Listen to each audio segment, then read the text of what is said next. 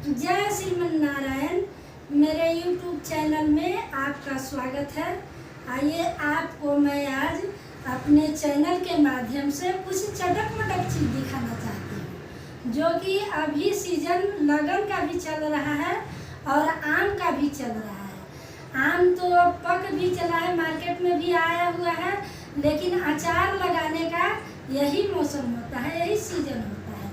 तो चलिए मैं आज आपको अचार के चटक मटक सारा चीज़ दिखाती हूँ और अपने गीत के भाव के द्वारा आपको मैं बताना चाहती हूँ अचार के बारे में। और आप मेरे गीत को सुनिए, लाइक कीजिए, मेरे चैनल को सब्सक्राइब कीजिए।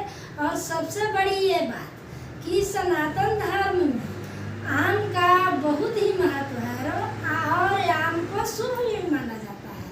हम लोग हर चीज़ में आम के पत्ता के उपयोग करते हैं, जैसे कलश में, यज्ञ में, शादी विवाह में, जो भी हो तो आम के पत्ता का इस्तेमाल होता है। मतलब आम बहुत ही शुभ है और शुभता के साथ साथ इसका हम लोग व्यवहार में भी बहुत लाते हैं।